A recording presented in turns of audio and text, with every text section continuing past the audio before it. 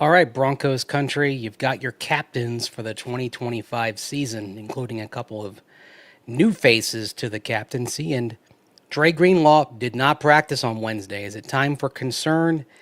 I'd say not yet, and I will explain why on this edition of Denver Football After Dark.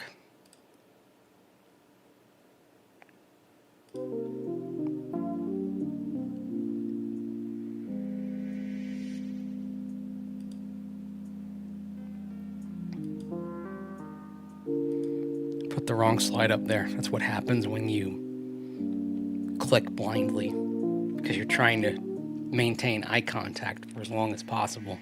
When you produce and do the show yourself, sometimes these things happen.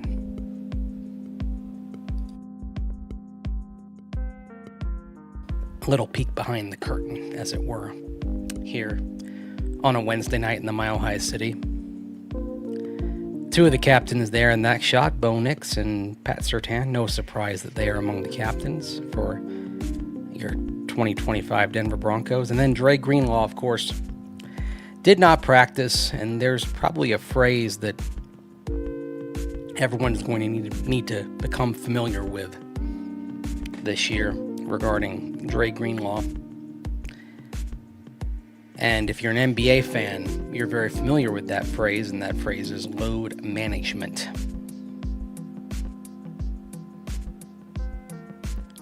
And it's something to think about in terms of how the Broncos are going to manage things with Dre Greenlaw going forward.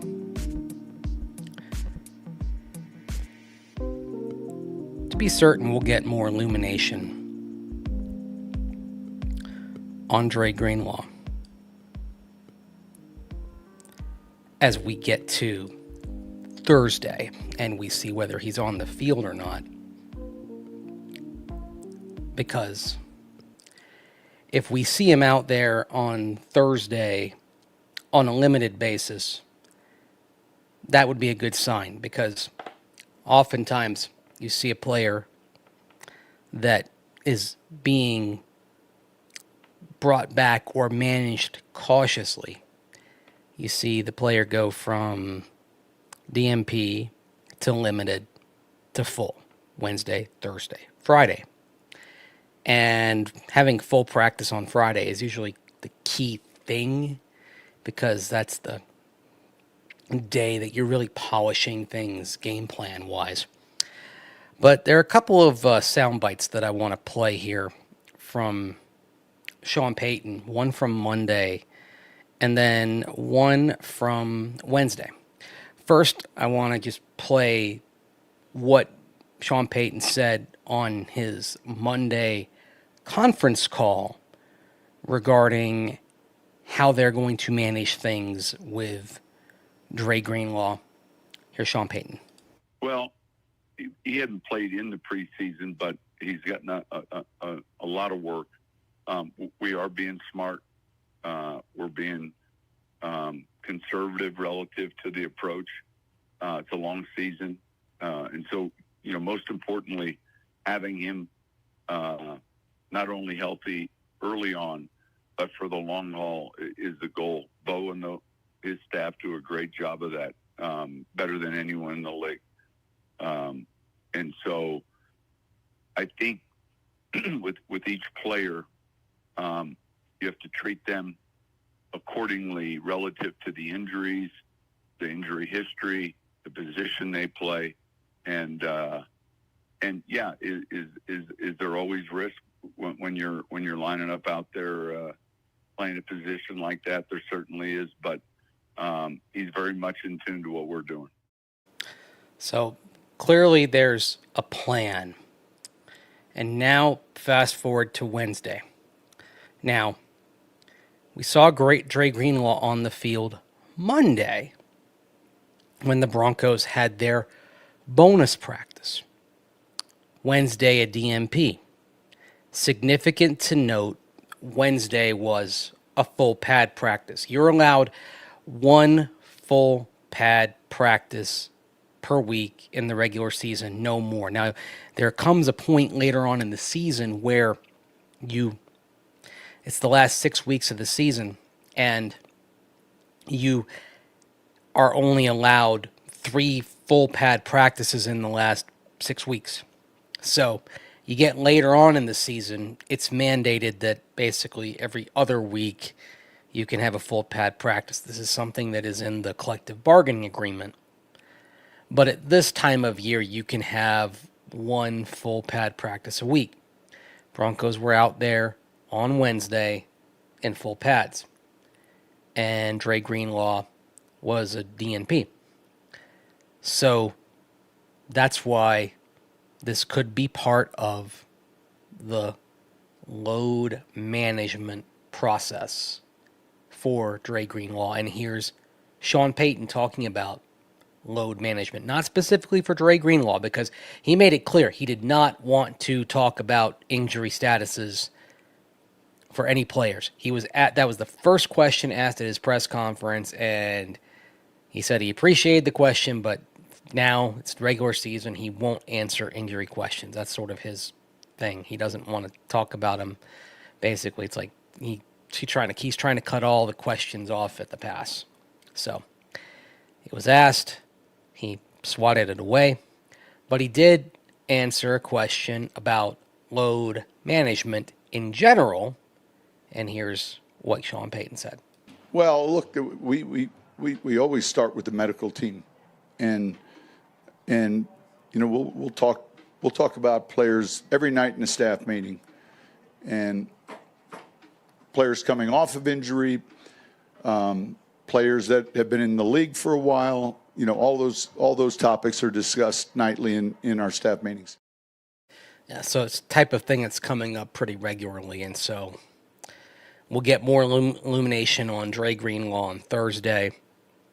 If we do see him on the practice field on Thursday, you'd have to assume that the Wednesday absence was a load management thing attributable to full pad practice and not wanting to have him out there with the practice being a heavier contact type of day and wanting to be mindful of his recovery, where he stands, and the risk-reward ratio involved in terms of getting him ready. And of course, as he mentioned Monday, they're thinking long-term, they're thinking full season with Dre Greenlaw, not just about week 1. It's not just about maximizing what he can be on Sunday. It's trying to get the most out of him over the course of the entire season, not just this game against the Tennessee Titans. So whatever they do with Dre Greenlaw, bear that in mind. It's trying to get the most snaps out of him in the course of a year rather than getting him ready to do everything that he can do in week 1. So it's funny because you often hear this is a week-to-week league. Everything comes down to the Sunday in front of you. And yet with Dre Greenlaw, clearly the thinking and the planning is for what's over the horizon and not just what is in front of the Broncos at this moment. And that's actually kind of going hand in hand with where the Broncos kind of are thinking, because they're not afraid to say the words Super Bowl. And that's an over-the-horizon goal beyond just the 6 inches in front of their face, which is the Tennessee Titans on Sunday.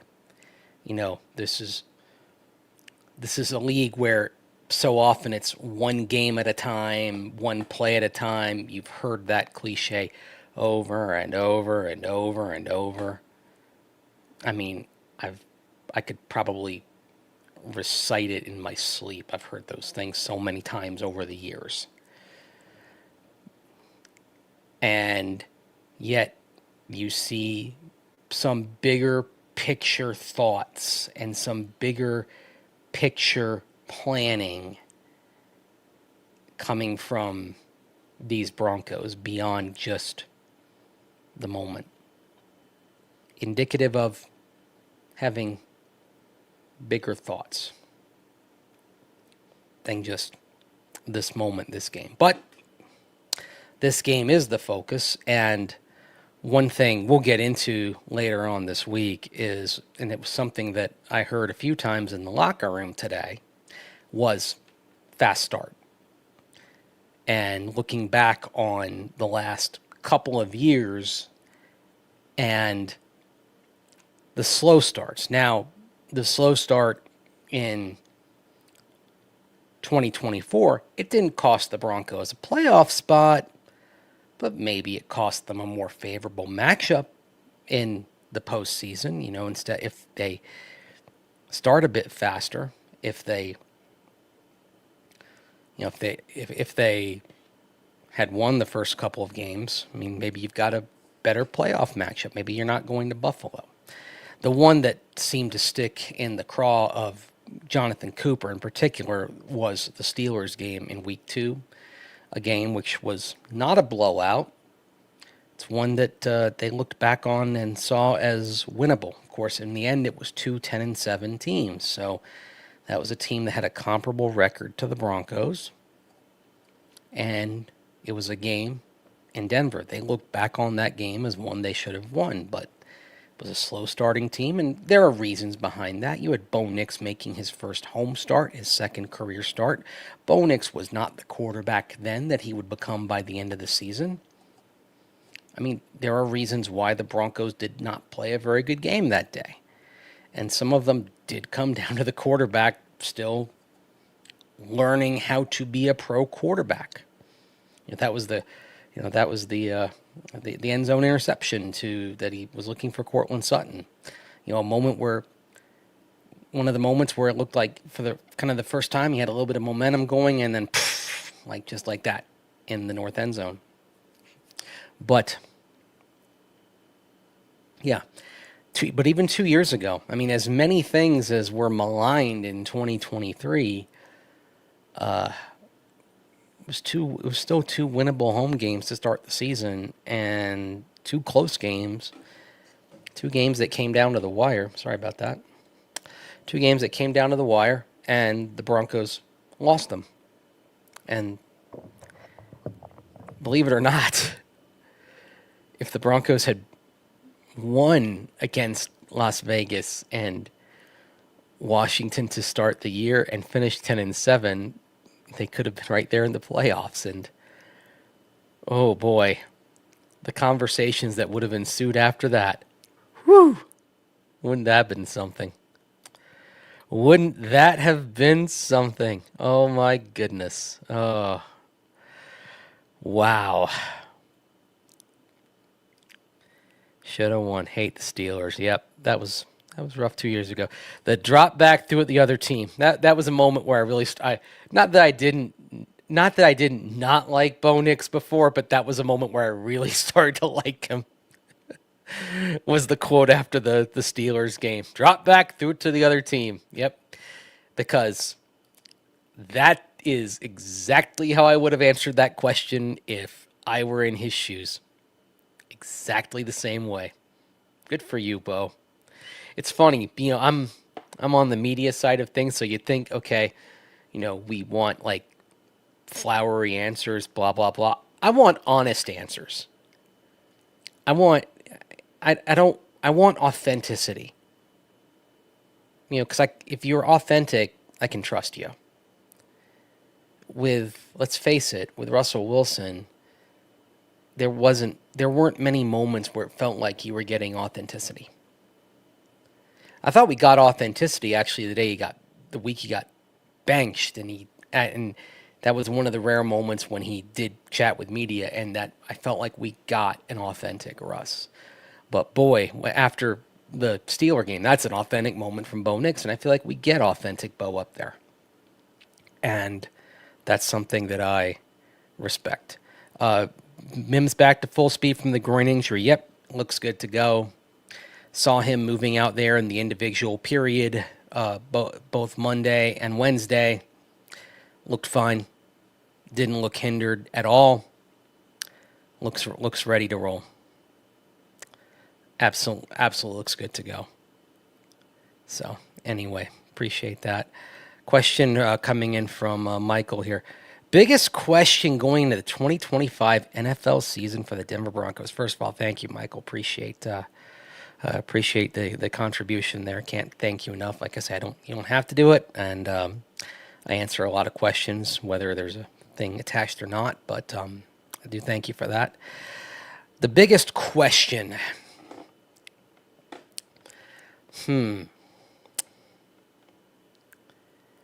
I mean, distilling it down to one. I mean, the most important question is whether Bo Nix can make the leap, build off of his promising first season, not have the development stall.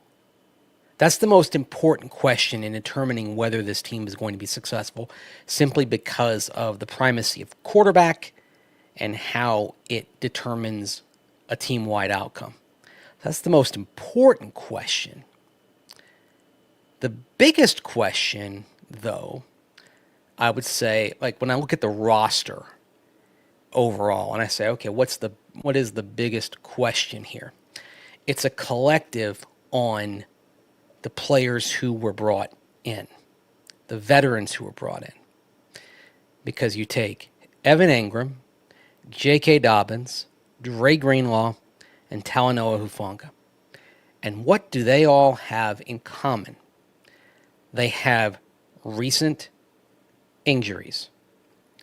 In the case of Hufanga with the ACL, Greenlaw with the Achilles, and J.K. Dobbins with a significant injury history.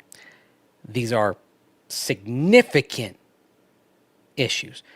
Evan Engram missed nearly half the season last year with his injuries, but there isn't an injury history in recent years. Like his last 4 seasons, he's been fairly healthy. Last 4 or 5 seasons, he's been a fairly healthy player. You would not call Evan Engram injury prone in recent years. You just say he battled injuries last year, but his history in the 2020s does not tell you, that there's a good chance he's going to be fighting injuries this year. That he's not an injury-plagued player, or he's not coming off of something significant. But with the others, it does. And so, this was the Broncos' tactical roll of the dice. You heard Shawn Payton in the comment I played earlier from his conference call on Monday reference Bo Lowry, the team's guru of nutrition, training, health, all that. As the VP, that is all in his purview. And the methods that he oversees, that his staff implements.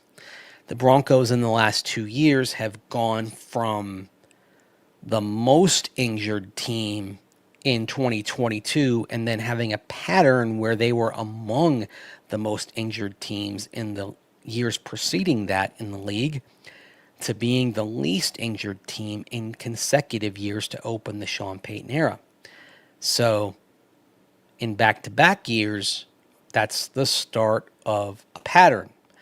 So the Broncos are feeling pretty good about their methodology, but they're putting it to a huge test with the players that they've brought in.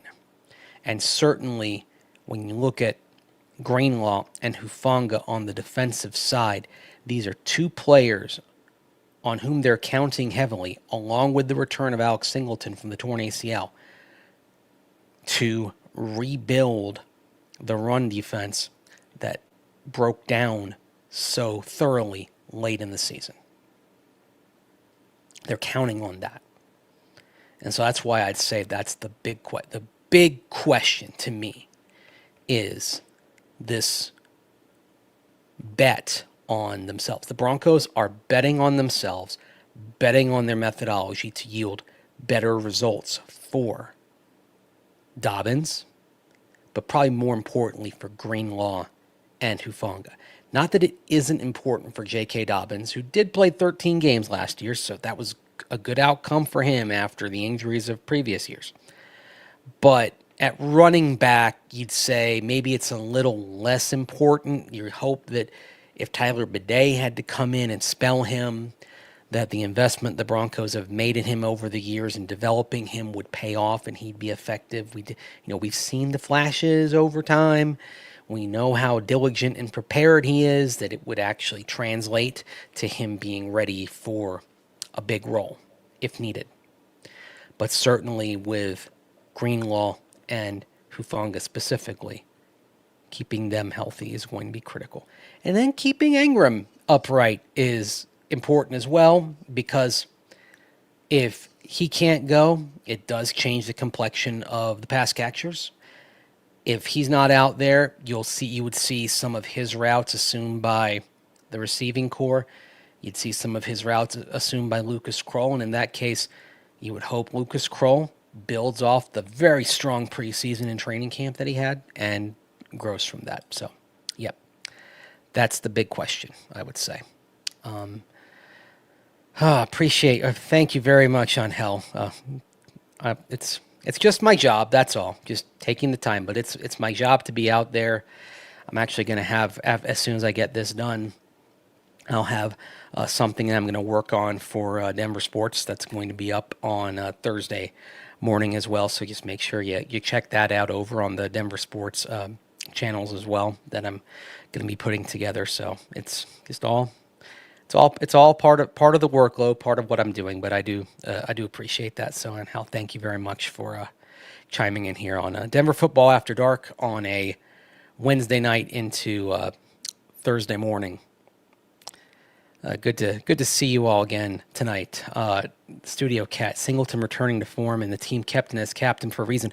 Yeah, and to kind of illuminate him being kept as a captain, one of the things that you heard a lot last year when he got back from surgery and could be around the team and around the facility again, one of the things you heard was how involved he was in meetings, in practices, in the locker room. You know, some guys get injured and it's really frustrating, and they kind of end up a little bit detached from the team because they get, they're on a different schedule. It's hard because a rehab schedule is a different schedule than the practice schedule and the meeting schedule. You've got to kind of work it a little bit to stay involved because the rehab schedule can be pretty grueling as you're trying to work your way back. But Singleton really kind of went out of his way a little bit to make sure he stayed involved and stayed plugged in with that. One of the things that was mentioned at one point was that even though he was injured and not playing, he was still very much a captain, still very much leading the team, even though he wasn't playing. So it did not surprise me that his teammates gave him the votes to be captain again, because he showed that leadership even for those 14 weeks plus the playoff week when he wasn't on the field. It says a lot about him. And of course, he's going to be Mr. Green Dot again, so all the play calls are going to flow through him. And that the green dot also tells you that you should expect Alex Singleton out there on pretty much every snap going forward. So tells you how much he has recovered from the ACL, and it was lucky for him. It was a clean tear.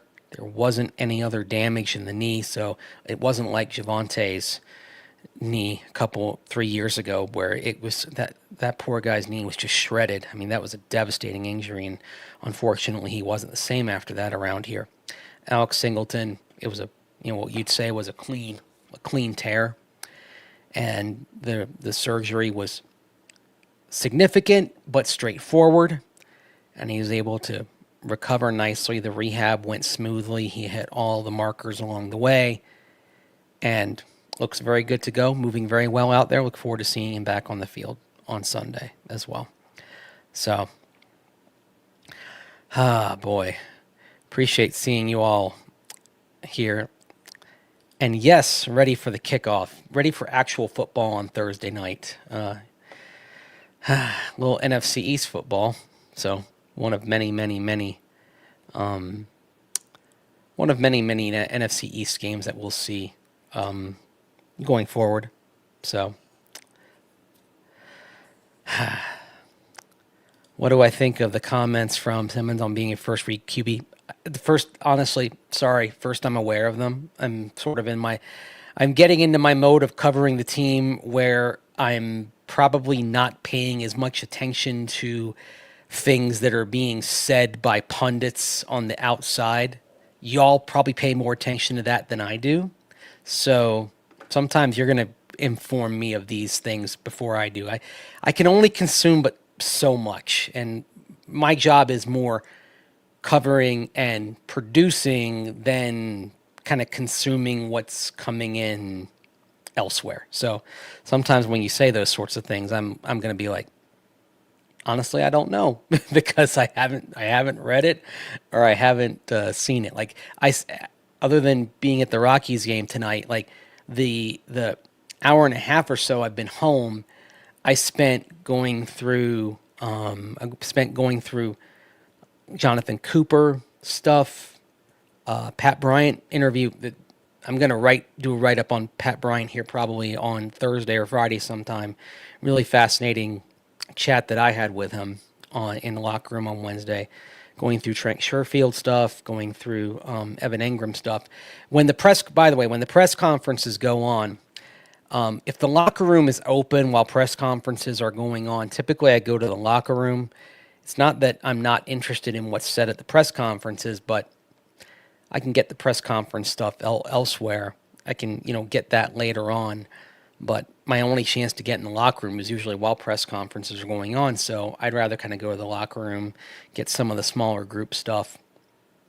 It's a little less competitive to ask questions in the locker room than it is at a press conference because there are fewer people around and all that. I just kind of prefer that environment. So, anyway, Mace, didn't seem like you were digging a lot of the new stadium fare. Oh, so you watched my food video.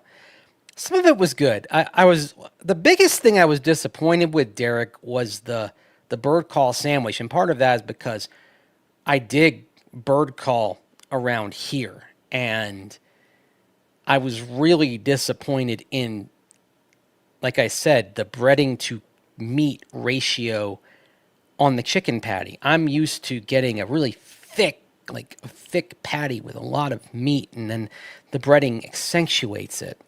It's tremendous. And this didn't hit.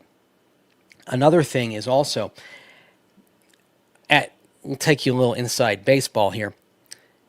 In the press box, they serve these amazing spicy chicken sandwiches every home game. They are, if you don't like the meal they're serving, they always have these spicy chicken sandwiches. You know you're going to get something great.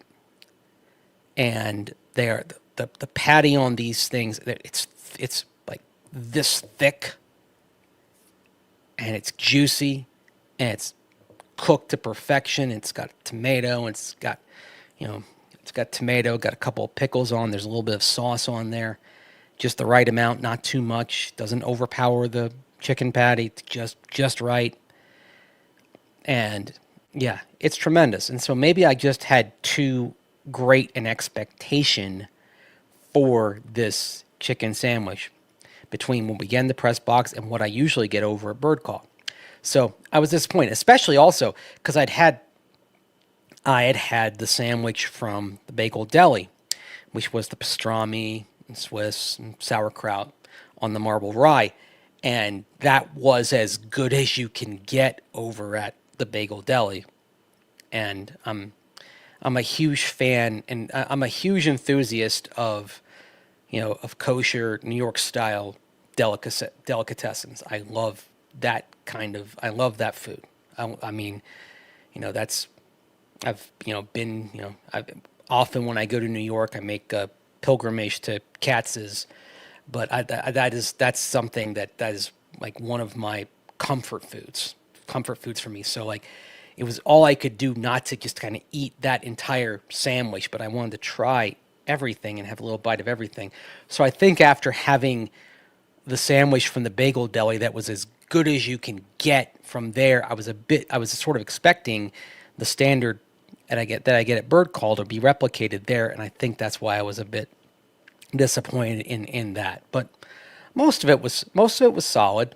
I did like the burger, the breakfast burger, the Good Morning Burger that had I know that was called something else.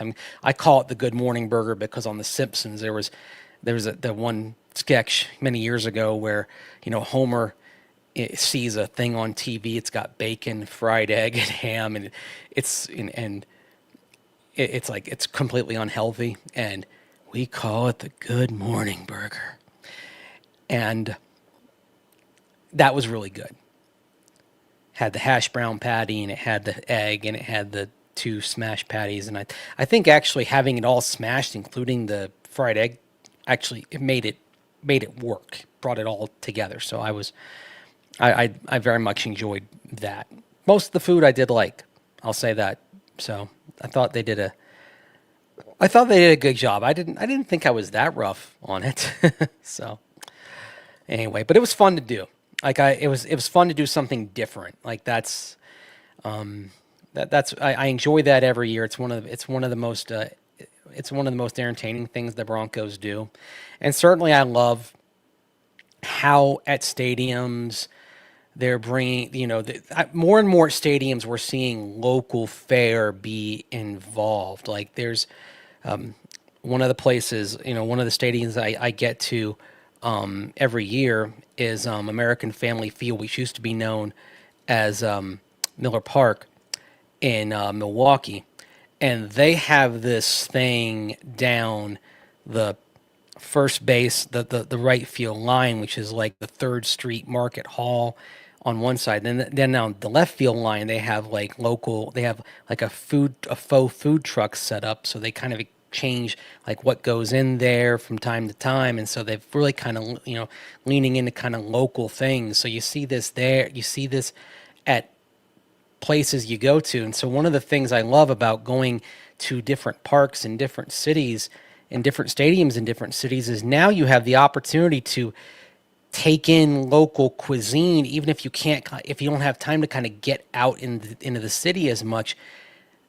If you're a football tourist or a baseball tourist or whatever, they're bringing that to you right there. So it's just the thing I hope is that when you're at the stadium, you can get an honest, an honest reproduction of what you get at the restaurant. And so that's why it was sort of hit or miss then in that regard with what we got. One of the items was very much on point with what you get at the restaurant, and one of the items was not. So anyway, so that's thank you for coming to my TED Talk anyway. A big Loco Moco. Oh yeah, I've had that. I've had that on the islands. So had a Loco Moco. Have had my share of plate lunches. I dig that. When the Broncos' new stadium is complete, I bet the food there will be off the chain. Yeah, that will be impressive. They've done a good job with this though. Although it does change from year to year, and I've seen some of my favorites go. A decade ago, there was this one stand, and it was on the club level, and I would duck down from the press box to the club level, and you could get smothered burritos. You could get them smothered in green chili. And it actually became my good luck thing when I was working for the team during the Super Bowl 50 run. I realized that they were winning games when I went and got this burrito. So I'd go down and they'd put the green chili in the burrito, and then they would smother it with an extra layer of green chili and then put a little cheese on it. I can't get enough green chili. I mean, that's like the biggest thing that I got from becoming a Denverite was, the love of green chili. And then one year it was just gone. So I had to find other had to find other go-tos. So, anyway, the Atwater Grill, yeah, and that's where a lot of these burgers are, and I think that's probably going to be a real hot spot this year. It sort of reminds me of the Todd Helton burger stand over at Coors Field, like bringing a former player into it and branding it, and right down to kind of having the specialty burgers there that are a little different than you get at the other stands around the stadium. So bringing something different there and having the, former player name involved with that. So I think that's pretty cool. So, so anyway, I think that's enough on the food for I think that's enough on the food for the day. So, Nix is the most disrespected starter in the NFL. All I did was prove people wrong. Well, let people say it. Let people dog him. Whatever. It's funny because like in some circles you got people dogging the team and dogging the quarterback, and then on the other hand you've got people talking them up and saying Super Bowl and this, that, and the other. And you kind of get whiplash. Someone came up to me in the press box tonight at Coors Field and said, "Oh, on national media is putting down the Broncos." And I said, "Really?" Because I seem to see a lot of national media kind of hyping them up. I mean, you see like, Diana Rossini and Peter Schrager. And I said, all these media that tend to come out to Broncos practice during training camp and watch them, they seem to be getting all on the hype train.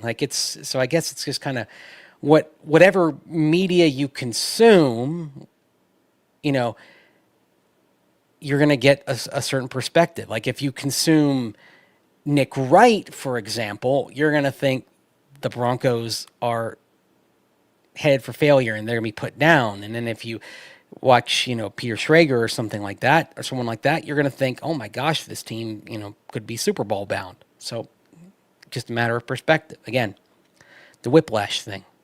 But we know in the building, they're thinking about the big goals, the Super Bowl goals. And, some would even say Shawn Payton's puffing out his chest a little bit, but he doesn't quite think so. Yeah, my chest isn't puffed out. I just think this team is further along than when it was 2 years ago. And 2 years ago, quite honestly, we weren't near where we are now. And so this game in the very beginning, I said, look, our goals obviously start with winning the division, best seed possible, play for a Super Bowl. And I think that's where your mind's got to be if you plan on winning one of those. You don't just arrive week 8 and say, man, we're on a roll, we might win this thing. I'm glad he said division, because the chances of this team being a Super Bowl team without winning the division realistically are remote. The chances of this team winning 3 road games in a row in January in the AFC, considering the competition, considering the quarterbacks that you'd likely have to go through to do it, because those road games would probably involve beating teams with quarterbacks like Mahomes, Jackson, Allen, Burrow if the Bengals beat out the Ravens. Maybe you get 1. Perhaps if you're lucky, you get 2. 3 seems kind of a stretch.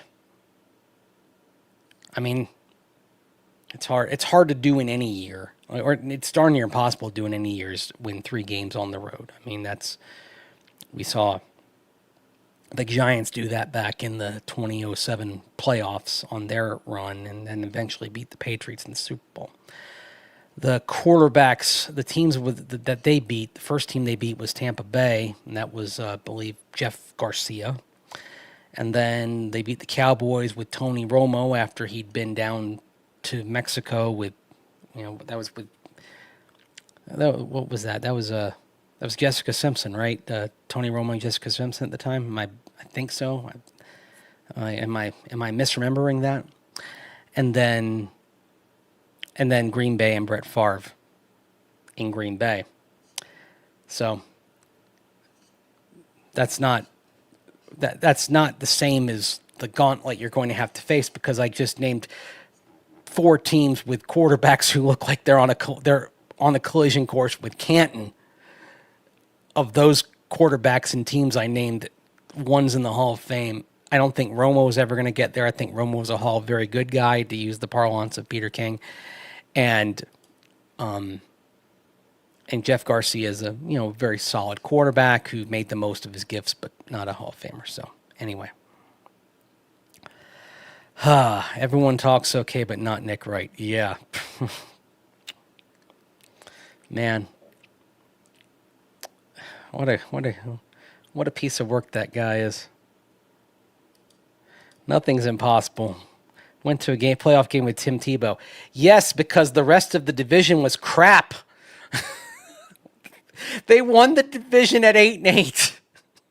Like, in almost any other year, that's not happening. I mean, it was like the miracle of miracles that you get one. What is it? It's 2 years that the AFC West has been won with a 500 record, and that was one of them. And it just happened to be the Tebow year. So, yes. Anyway, get out and off. Being a Cowboy, being a player and a broadcaster, being Cowboy helps. I don't know. I don't think there's enough on. I don't think there's enough on the resume. I don't think there's enough on the CV. I think. Look, if John Madden. If John Madden had gotten in as a broadcaster, he would have gotten in long before he did. It was only as a coach. It took him a while to eventually get in the Hall of Fame. So,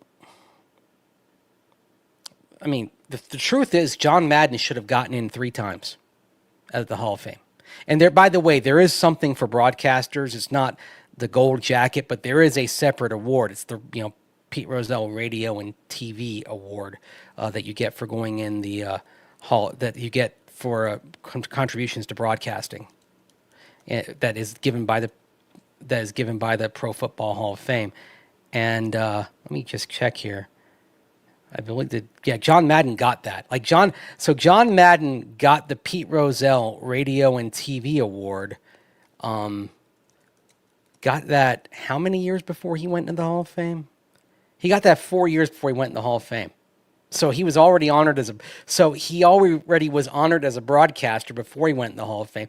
And the truth is, if there was an award they could give for just contributions, he should get something for the video game part of it. Like, you could argue John Madden deserved to be in the Hall of Fame 3 times. Nobody had a football life like John Madden. And it's to quote the late Bum Phillips, in terms of contributions to the game, if he's not in a class all his own, it don't take long to call the roll. So, anyway, that's few people, in terms of the way we all appreciate football, the way we all consume football. There may not be anyone more important to us and how we consume the game than John Madden. He's right up there. So it's an eternal appreciation I have for him. And I even will talk about the books that he wrote. There was one book he wrote that I read when I was in middle school, and it guided me to reading John Steinbeck and fostered a love of John Steinbeck for me, because it got me to read a book. I read about a book called Travels with Charlie in there, and then my dad gave me a copy, and actually I have a original printing copy of Travels with Charlie over there on my bookshelf, and it was because it kind of it fed my love of road trips, love of the road, love of travel. So, Derek, appreciate it, man. I believe the key of this season is going to be how fast the Lion King gel with the running game, how fast they can pick up this wide zone if they can. Bo will have them running wide open. Yeah, and even Evan Engram said today when I asked him about it, it's something that's going to probably take some time. It's not going to be something that is all the way there immediately. There's going to be some challenges with it, but hopefully enough to get the job done right away. But you are playing the long game with this. The way I would describe it is, what you're hoping is that by the back half of the season, the cohesion is down, and Engram pointed to communication. Like, you've got to make this work. Everyone's got to be communicating properly. Everyone's got to be on the same page. When that happens and everyone's working together, and you're working in concert, then you've got something that could be dominant. But I appreciate the commitment to this, and I get why. I actually do get why the Broncos are putting so much emphasis on wide zone. And this, I think, is independent of the running backs who came in, specifically R.J. Harvey, the first running back in. I think it goes deeper. I think it goes deeper to the fact that Shawn Payton hasn't had an offense in the top half of the league since 2020. And even then, that offense was number 12 in the league in total offense, that last offense with Drew Brees. So you got to go back to 2019 since he had a top 10 offense. And one of the things that Shawn Payton does well is he takes a look at what works and what doesn't. He, for someone who definitely has a lot of confidence, he does look inward and does a lot of self-scouting and self-evaluation of what's working and what isn't. And when you see that for most of your career that you've had top 10 offenses and then there's a fall off, and you could even see that the fall off was happening in a year where Drew Brees was still there. Now, he did miss some time to injury in 2020, but Brees was still there. We, of course, know he didn't play that game here in Denver, the Kendall Hinton game. That was a Taysom Hill game. But you can see that there's a drop-off even starting then, and hasn't bounced back up since. You take a look at it. I mean, certainly the simple answer is the quarterback, but he had some highly ranked offenses with the Giants and the Cowboys that were without Drew Brees. I mean, if we go way back in the Shawn Payton history files, as we just go look it up really quick, I always say it's fun. It's great. It's great podcasting and great shows great broadcasting in general when I go and look up something. But you go take a look at his his New York Giants offenses. His last two Giants offenses were top 10 in the league. His first offense, for which he was OC in 2000, was 13th in the league. But then by the NFC Championship game, was putting up 41 points on the Minnesota Vikings as they shut him out 41-0. So, this is somebody. He's not used to offenses that in the last three seasons, 21, 23, and 24, are 28, 26, and 19. That's not where he's used to being. So you take a look at that and you say, okay, what's going on? What's missing? What can we improve? What can we change? And thus, I think that's part of the reason why you're seeing wide zone. So why not try something? If you do the same thing, you're going to get the same results. And another thing is if you have an offensive line that is successful, that has been together for a year, and 4/5 of it have been together for 2 years. So they've got chemistry, they've got communication. They are, in those two regards, suited for being able to integrate more wide zone concepts, because the two most important aspects required for that are cohesion and communication. Even more so than just kind of the quickness and athleticism. It's it comes down to being on the same page, because even more so, more so than otherwise, the unit has to work as one. It can't be 5 guys with their assignments. It has to be a unit as a collective assignment. And that's another reason why, people say, why doesn't every team just go to wide zone? Because it takes so much to get it right, and it's hard to plug and play people in there. So the time investment is such that it provides a barrier for a lot of teams doing that, because you basically want to microwave it a little bit. But if you've got the time to put into it, if you've got the communication and cohesion up front, and you can be patient, the results long term are better. So, any given Sunday, here we got 98 Broncos or 15 Broncos. Ooh.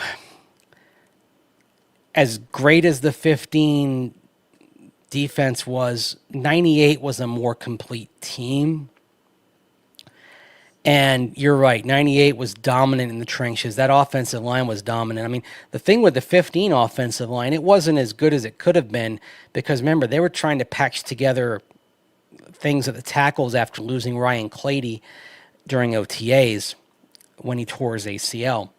So they were really kind of, duct tape and baling wire, doing a duct tape and baling wire operation at times. And, they were shuttling tackles in and out. I mean, they were able to they were lucky that Tyler Columbus got let go by the Falcons, and they were able to bring him in and get some quality snaps out of him. And they were lucky that Ryan Harris was still available there in late May, and they were able to bring him in to fill in for Ryan Clady. But that 98 offensive line was terrific. And despite losing Gary Zimmerman to retirement, was terrific. That was Tony Jones had a whale of a year that year. So and that defense, the defense was perfectly suited to complement that offense. Gave up some yards, but forced takeaways. Like that, it complemented it well. It was a big play defense that seemed to come up with the big play when you needed it to, far more often than not. So, and offensively, it was pick your poison. I mean, Terrell Davis, Rod Smith, Ed McCaffrey, Shanny Sharp. Okay. You could not stop them all at once. No team had the resources to shut them all down. Inevitably, someone was going to beat you. It was just, okay, who are we going to let beat us? Who are we going to take our chances on beating us? Yeah, what a great team. In my opinion, one of the top 10 teams in the Super Bowl era. And yeah, the best ever Bronco team, the 98 team. I don't think there's much argument about that the 98 team is the best one in Bronco history. Yeah, Darian Gordon, not just a pick six machine, but a great punt returner in his time as well. So the score with Mims, will he be good to go? Yeah, like I said earlier in the show, seen him in individual period. He's been moving well as I've watched him. Doesn't look hindered in any way. So I think he's going to be fine. So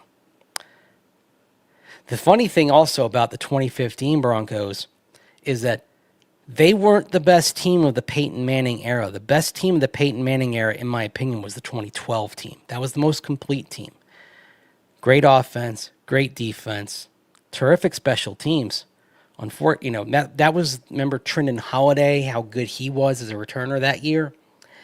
And Matt Prater had a terrific year as a kicker.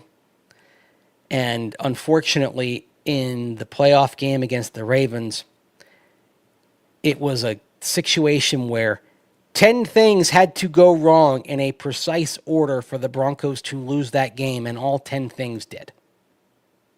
That was, that's just, sometimes it happens. And that, yet you go to 2015, and everything in that playoff run broke right. Right down to Brendan McManus being perfect and Riley Dixon having the best 3-game stretch of his career. Or Britton Colquitt, sorry. I got my punters mixed up. Riley Dixon was the next year. Britton Colquitt having the best 3-game stretch of his career. Like, that's what I mean. Like, it's not always the best team that wins. It's the team that just has it going on at the right time. You could say in 2015, over the course of the year, the Carolina Panthers were the best team, but the Broncos had them figured out at that moment in the Super Bowl. So they were deserving champions. So that's how these things work. So they will do anything to keep Shanny out. It's more than just Mike Shanahan, though. It's how they're gatekeeping things to try to make it harder. I mean, Mike Holmgren should have been in the Hall of Fame too, and he's not. Like, what's going on here? It's poppycock that we're sitting here talking about deserving candidates not being in the Hall of Fame. I mean, why did you have a class of 4 this past year? That was insane. There's no reason why you should be having these small classes. Like, all of a sudden, now you're going to put up the gates? I mean, why are you doing this? Because you've got Deion Sanders insisting that there needs to be some kind of upper room because maybe you don't have these guys that should be sharing a space with him. Which, I'm sorry, that's something that, like, truly that the way Deion Sanders goes about that truly bothers me. Like, if you're a Hall of Famer, you're a Hall of Famer, right? You're elite. There shouldn't be an upper room, whatever. You're a Hall of Famer. Let's stop gatekeeping this crap. I appreciate you, Rusty. Thanks, man. This is the 98 team. Dwayne Carswell. House, baby. Byron Chamberlain and Derek Laville. Another backup I'll throw in from those years. Remember Willie Green at wide receiver? That was a dude that was on that team. Seth Joyner was on the team in those years. You remember him? It's like remarkable, like the guys that were like just on that, like Joyner was on the 98 team. He was on the Packers in 97, the Broncos in 1998. Like, just wild. Like, I'm looking at the roster. I'm looking at the roster of the Broncos in 98 there. You got, like you mentioned, you got Laville. Oh, man.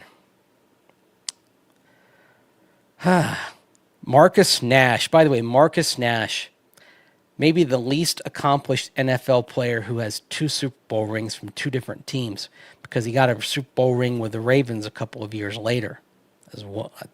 Think about that for a moment. Man, you got Keith Traylor, Marvin Washington, Neil Smith, a great starter on those teams too. Man. What a team. What a team. What a complete team. That's the thing. That was a team that just, there really weren't any soft spots on the roster. Expertly built. Expertly, intelligently built were those 1998 Broncos and the 97 Broncos too. So, anyway, Denver football after dark. Keith Burns, yep, Tick, Who can forget him? And, left the team in free agency, came back. He left for Chicago, he came back. He left for Tampa Bay and came back. He could never stay away. He always came back home. Oh, good. Howard Griffith. Oh, man. He was one of the guys who was the heart and soul of that team. And they procured him in free agency from Carolina. And a story that I've heard is that someone in the Broncos office got a call from someone in the Panthers office saying, "You just ripped the heart out of our team," when the Broncos signed Howard Griffith. And that was after the Panthers had gone 12-4 and reached the NFC Championship game in their second season. And the Panthers went 7-9 the following year, and the Broncos won the Super Bowl. Panthers didn't have another winning season until 2003. And certainly they missed Howard Griffith at fullback. Man, he was good. Nomish, Tom Nalen. Well, we were kind of going through some of the guys that were, like backups on that team that were sort of the lesser lights, so. And we were talking about the tackles as well, so we weren't talking about the interior offensive linemen on there. So we weren't doing the Russell Wilson thing of mentioning every person. Remember how Russ would get up there and he would start talking about a position group and he would make sure he mentioned every guy, just rattle them off. No, we're not doing that here. Sorry. That's not what I'm doing. So anyway, I see people mentioning Bubby Brister. How different would things have been in 1999 if Bubby Brister had been named the starter?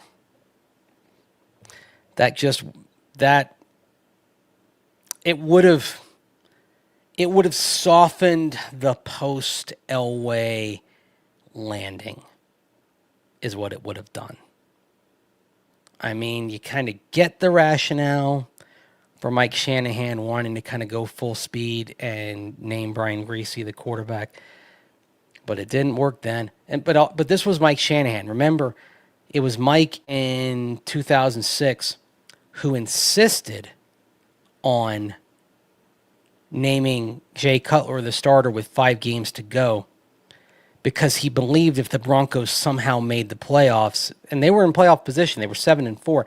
He believed if the Broncos made the playoffs that with Plummer they wouldn't have a chance, but with Cutler they might have a chance if he developed. So, anyway, that was sort of Mike's thing. He kind of maybe handing the reins to the young guy a little bit too early, and it burned him both times, you could argue. You think Benito gets $26 million a year? I think he's probably going to end up with more than that.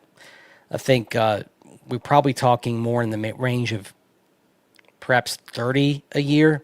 Now, one thing about Nick Benito, in terms of where the contract sets up, and I'll just kind of throw some numbers here up, because I've kept this I've kept this file up here in terms of kept this open here in my in my little file cabinet here on this on the StreamYard. You see the top edge contracts; those are the top 4 in terms of guarantees, and then you have the next 4 there in terms of guaranteed money. So the guarantee is on the left, the APY average per year is on the right.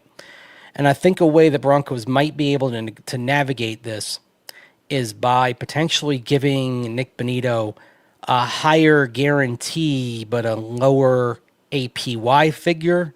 So perhaps you could get to where you're talking about maybe a $90 million guarantee, but a 3-year, $120 million deal that kind of keeps that APY at $30 million a year, so you don't kind of get it up to Max Crosby range, but keep it maybe just above the Josh Hines Allen and Brian Burns range. But don't have it be in that Godzilla range of Nick Bosa, Max Crosby, TJ Watt, Myles Garrett, Max Crosby, and et cetera, and Micah Parsons. Certainly not Micah Parsons. I mean, we're definitely no way we're talking about $47 million APY. But I think there's a middle ground here that the Broncos can meet that maybe gives Benito a nice guarantee, but keeps the APY from getting too out of control. I don't think his resume to date merits a Max Crosby APY. I think 35 million APY is too much. I'd say 30 probably. I'd say 30 is more of a sweet spot. 28 to 30 is probably more of a sweet spot. 26 probably maybe is a little lower. I think at the very least it's the Brian Burns, Josh Hines, Allen type of deal. Maybe sneaking up a little bit more than that, but not in APY in terms of it getting in the Max Crosby range.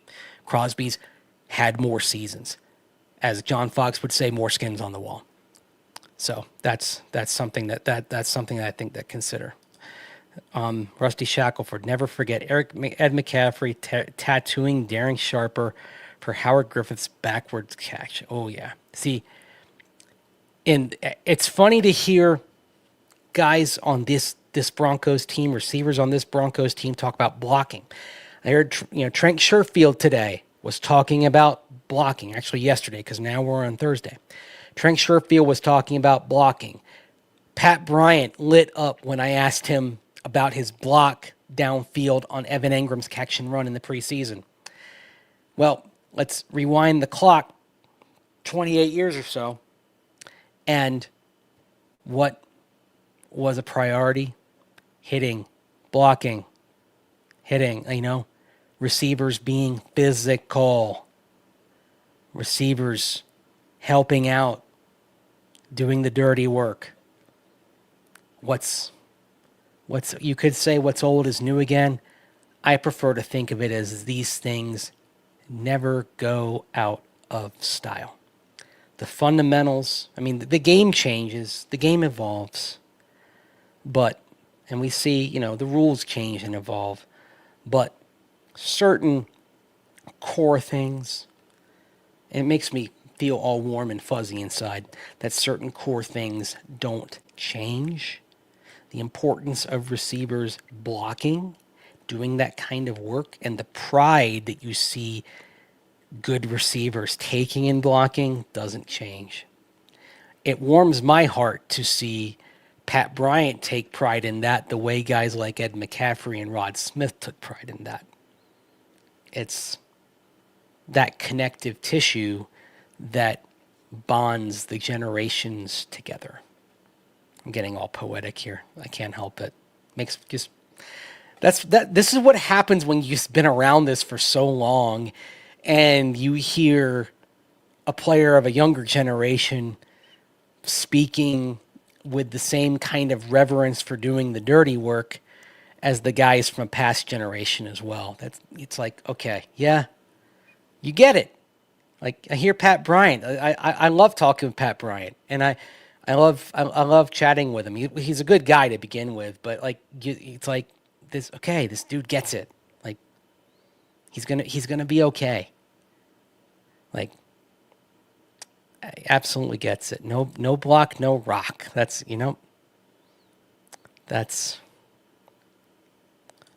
it. Like, you gotta do that kind of stuff. That's why and that's why Jim Leonard recommended him. Like, and that's why, like, little things like that, like the references and having coaches who know. That's one thing I kind of keep an eye on with a couple of these draft picks in particular for this year, because Jamar Cain was around Savion Jones in college and Jim Leonard was around Pat Bryant in college. So, that's a big part of why those two guys are here. So those two had pretty good camps. So we probably will definitely see more of Pat Bryant than Savion Jones, just because of how the receiver room looks compared to how the D-line room looks.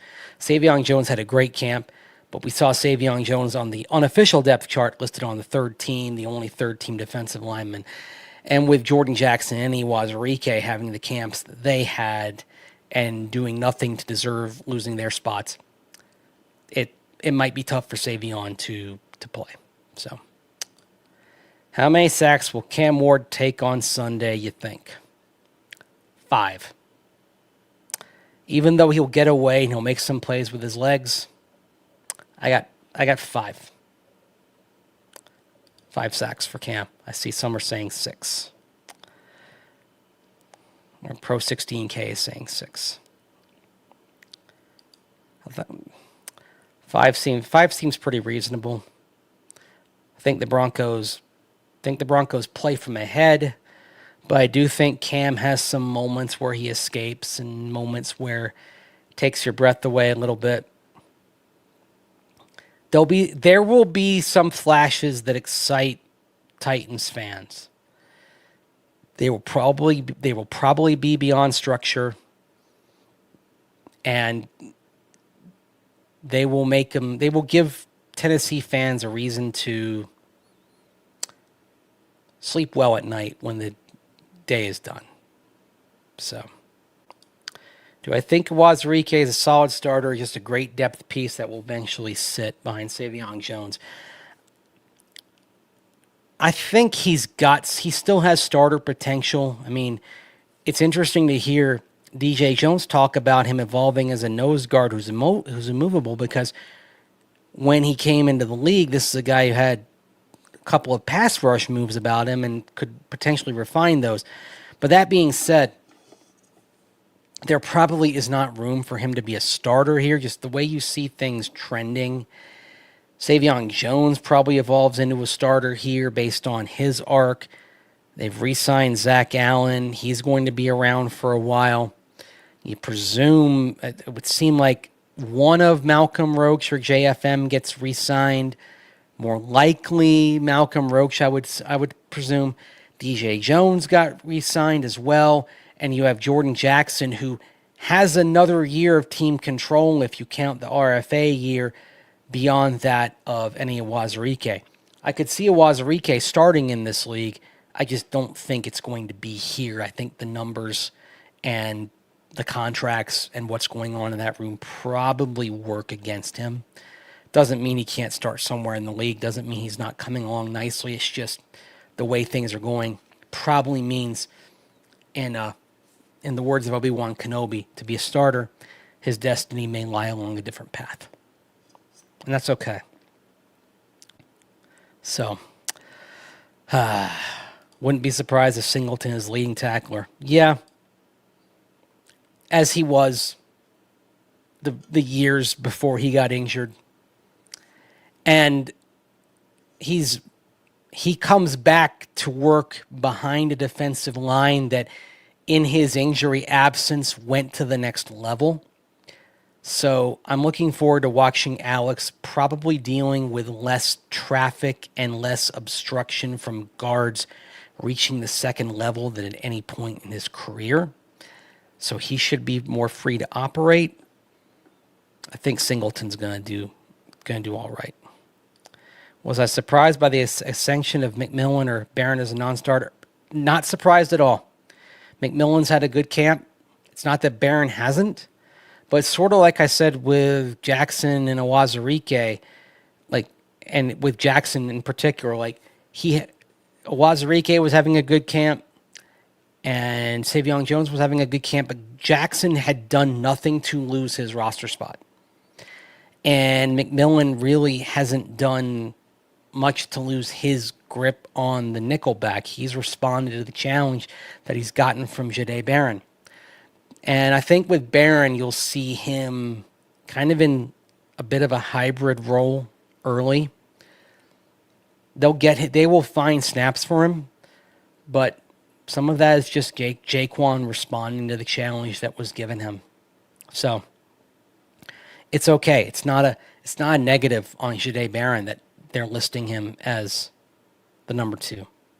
And some of that's also sort of reflexive of rookies as well. So it'll work itself out in time. So people talking about inside linebacker, next year's draft, the depth. Yeah, and when you look beyond the horizon, you do have an expiring contract with Alex Singleton, and he is on the other side of 30. That being said, he's also a team leader, as we see back-to-back captaincies for him in the last 2 years. So fascinating to see what happens. Will they get pass heavy if they're stuffing the run? Will he put that much pressure on Cam? If the game flow means they fall behind, naturally you're going to want to try to catch up. So you will probably see them pass more just to try to get back in the game, even though you want to stay disciplined. I don't think you'll see them get out of their game plan until it reaches a certain point. Like if it's 3 scores third quarter, then I think you'll see them get a little bit more imbalanced. If it's not to that point, I think you will see Callie stay on point with his game plan and stay relatively balanced. I think he'll maintain discipline. I think they'll keep running it. I think they'll keep trying to maintain balance there. No matter what the score is and no matter how much the run is being stuffed. I think they will try to keep probing that. The goal for the Titans, I think, is to keep this thing close. Not let the Broncos get away from them. Frankly, defensively, if they're shutting down the Broncos in the red zone, if they're letting them drive but get field goals instead of touchdowns, not letting the Broncos pull too far away, that's good. That's a success for them. So in other words, if the Titans are looking up at halftime and the score is, say, 9-3, I think they're pretty happy with that. If the Broncos have 3 field goals and they've shut the Denver offense down in the red zone, and maybe the Broncos have a huge yardage advantage but not a huge scoreboard advantage because they've contracted and made things difficult in the red area, that's a win for Tennessee. That's maybe their success equation in this game, is keeping it close, keeping it manageable, setting things up for where Cam Ward, at this point early in his career, probably having his most success beyond structure, being a little bit of a chaos quarterback, that's what gives them a chance to win this game. And that's what you mentioned, like that they can be good. And Pat Bryant was talking about their corners. So is anything on the Titans make me game plan? It's a good defensive line. And that's why for this offensive line going wide zone, it's a nice early challenge for them with what they're going to face up front. T'Vondre Sweat's as good as you're going to see as an interior defensive lineman. So I like getting that test. I mean, we've talked a lot about Ben Powers, right? Well, here you go. Gonna get thrown into the fire right away. And here's a chance to kind of show that, for Ben Powers to show, all right, camp had its rough moments, but I'm the guy that was top 5 in the league, pass block win rate, run block win rate. It's going to be okay. Have a good game on Sunday. Everything's fine. So that's something that's something to think about. Let's be positive here. Let's say, okay, like Ben Powers Ben Powers has been a starter the last couple of years, and as much consternation as there might be for how things have gone this summer, there are probably half the teams in the league that would take Ben Powers as their left guard straight up today. So sometimes you just got to kind of have that perspective here. I know it can get frustrating sometimes. I know, but we all sort of get locked in our own little Bronco bubble. So just take a step back a little bit. Do I plan on having a tailgate party? No, I retired from tailgate parties. Sorry. It's too much to do with all that I've got to do on game day, work-wise. It's too much to do. I am out. When I left the company at which I used to work, I dropped out of the tailgate business. I didn't plan those anyway. I just showed up. So now I would have to plan it and arrange it and do all the logistics for it. And with all respect there, Mario, no chance. Not going to do it. So, anyway. All right. I'm going to go finish my work here, get a little article up and get a video ready for the morning. So, hour and 20 minutes here talking Broncos, talking about the captains, talking about Dre Greenlaw, talking about a bunch of other things here on this edition of Denver Football After Dark here on this Wednesday night into Thursday morning. I appreciate all you joining me on this edition. It's always a pleasure to talk Denver football with you here in these late night hours, or if you're joining me in the daylight hours, always appreciate that. Doesn't matter when you come and join the conversation. I'm happy to see you. It's a joy to talk Broncos football with you. Like, comment, share, subscribe. Appreciate if you share this. If you know someone who'd like this kind of Broncos chat at any time during the day. And like I say, if you enjoy the content on this channel and you know someone who'd like it, okay, tell your friends all about this. Really appreciate all the new subscribers who've joined this channel here over the last month and a half and have helped this thing go. And don't worry, Beavis. You can catch it all whenever you want. So, and appreciate you, Michael, and appreciate all the kind words. I can't get them all in, but I try to get as many of them as I can. And and thank you for the live comments as well, because it's kind of what keeps these shows going. It kind of fuels me a little bit, because it gets my mind racing, and I get thinking about other topics. And sometimes y'all give me story ideas or things to ask in the next couple of days. So I'm probably going to ask a little more about wide zone in the next couple of days when I get in the locker room and talk to a few more players. So appreciate you all for joining me here on this edition of Denver Football After Dark, and I'll talk to you on Thursday night after Thursday Night Football. I'm going to go out and watch the game with at least one friend, maybe a couple of friends, and then come back here and we'll chat all about it and about Thursday Night Football, and then look ahead to the Broncos game. We'll hear from Broncos coordinators on Thursday, so there'll be something to dissect, probably from Vance Joseph, Joe Lombardi, and Darren Rizzi. So we'll catch up with them, and I'll go in the locker room as well, probably talk to a few players and get some more from them. So plenty to discuss here in this Week 1 game week. Appreciate you joining me. Take care. Thanks for watching. Bye for now.